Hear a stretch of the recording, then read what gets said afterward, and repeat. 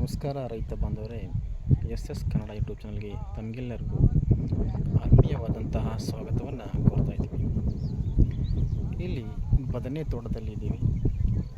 ಬದನೆ ತೋಟವನ್ನು ನಾವು ಸಾವಯವ ರೀತಿಯಲ್ಲಿ ಮಾಡ್ತಾಯಿದ್ದೀವಿ.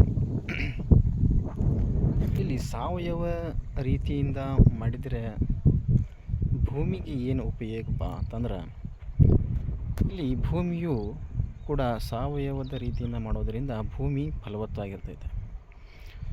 ನೀವು ಭೂಮಿಯಲ್ಲಿ ಇವತ್ತು ಬದನೆಗಳ ಬೆಳಿತಿದ್ದೀರಿ, ಮುಂದೆ ಬೇರೆ ಬೆಳಿಬೇಕಂದ್ರೂ ಕೂಡ ಭೂಮಿ ತನ್ನ ಫಲವತ್ತತೆಯನ್ನು ಕಳೆದುಕೊಳ್ಳೋದಿಲ್ಲ.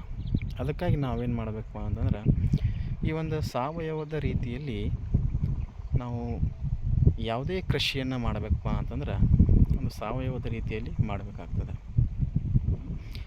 ಇಲ್ಲ ನೋಡ್ತೀವಿ, ಒಂದೇ ಬದನೆ ತೋಟದಲ್ಲಿಯೂ ಕೂಡ ನೋಡಿದಾಗ ಇಲ್ಲಿ ನಾನಾ ಥರದ ಒಂದು ತರಕಾರಿಗಳನ್ನಾಗಲಿ ಅಥವಾ ಬೆಳೆಗಳನ್ನಾಗಲಿ ನಾವು ಬೆಳೆದಿದ್ದೀವಿ.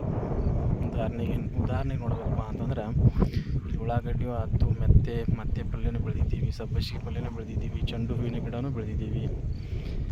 ಈ ಎಲ್ಲವೂ ಕೂಡ ನಾವೇನು ಮಾಡಿವಪ್ಪ ಅಂತಂದ್ರೆ ಈ ಸಾವಯವದ ರೀತಿಯಲ್ಲಿ ಬೆಳೆದಿದ್ದೀವಿ.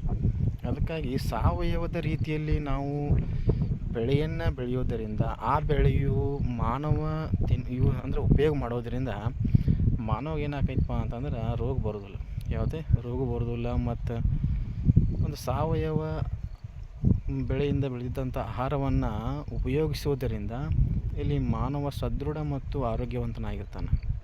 ಅದಕ್ಕಾಗಿ ನಾವೇನು ಮಾಡೋಣ, ಒಂದು ಸಾವಯವದ ಒಂದು ಕಿರು ಪರಿಚಯವನ್ನು ನಿಮ್ಮ ಮುಂದಿನಿಗೆ ಇವತ್ತು ಇಡ್ತಾ ಇದ್ದೀನಿ.